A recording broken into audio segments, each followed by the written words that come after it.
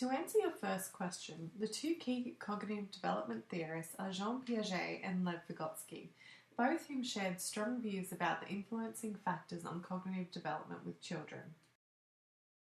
Jean Piaget's theory of cognitive development was based on 4 stages.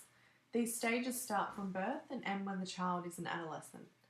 Each stage represents a qualitatively different type of thinking, and all relate to the interaction between a child and the environment, that being the focal point for his theory. The first stage, sensory motor, occurs from birth to 2 years.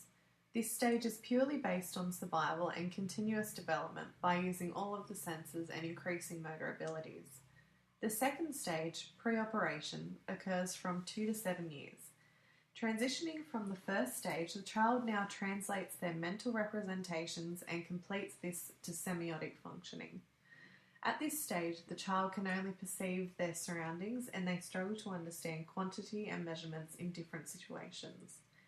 The third stage, concrete operational, occurs from 7 to 11 years.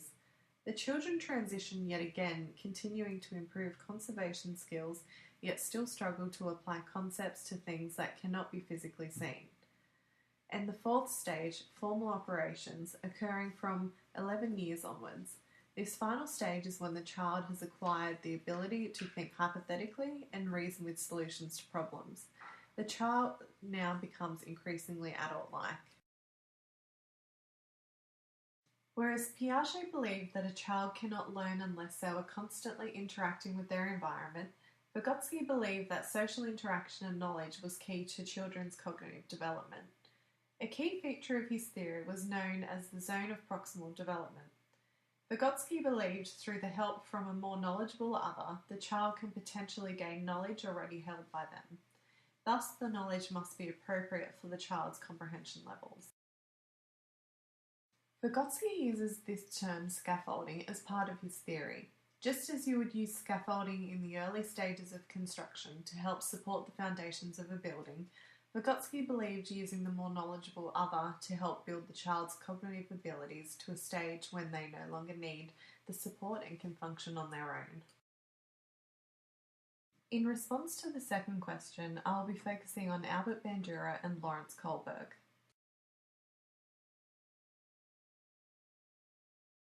Albert Bandura's social cognitive theory emphasises how cognitive, behavioural, personal and environmental factors interact to determine motivation and behaviour. He focused strongly on modelled behaviours such as that of a parent or adult to motivate positive behaviour. Kohlberg's theories were an expansion on Piaget's work. He expanded this theory by coming up with 3 levels with 2 stages in each. The first level, pre-conventional, is where a child can view rules as something fixed and absolute. They believed obeying rules is of utmost importance to avoid punishment. The second level, conventional, focuses on the social expectation and roles that the child feels like they have to live up to. There is a strong emphasis on conformity and being nice to see whether or not this influences relationships. The third level, post-conventional, relates to the child beginning to account for the different values, opinions and beliefs of other individuals hold. I strongly believe it's important for teachers to have a complex understanding of cognitive and moral development. Without this knowledge, the needs of the children would not be met and there wouldn't be any way of being able to differentiate the individual developmental stages. Understanding cognitive and moral development helps us teachers locate where the individual child is developmentally, and we can then apply this to the hierarchical-like structure of stages.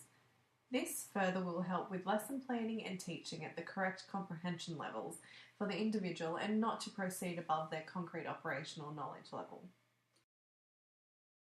By knowing and understanding the various theories of cognitive and moral development, I am able to incorporate those practices into my teaching cycle and overall further my understanding and connection with the children. By understanding each individual child's social, moral and cognitive workings, I'll be able to alter the way I teach effectively. Using the teaching cycle as the framework, I will analyse, plan, teach, assess and reflect. After reflection, this cycle will be repeated constantly as the children develop. The following is an example of how I would apply cognitive development theories to one of my Year 1 classes where most children are 6 years of age. By introducing a stimulating group activity called Memory Tray, I place 4 objects onto a tray per group. Each group will receive different objects that will be in no particular order.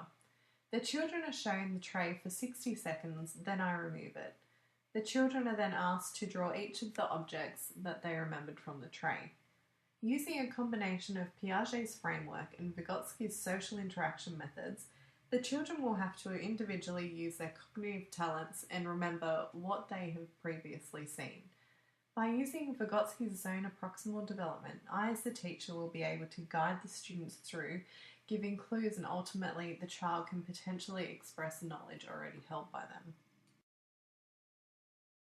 The following is an example of how I would apply moral development theories to a Year 5 class where most children are 11 years of age. At the start of the school year, I create a group activity where the children are asked to discuss what class rules they should have and what the consequences they would face if they were to be broken.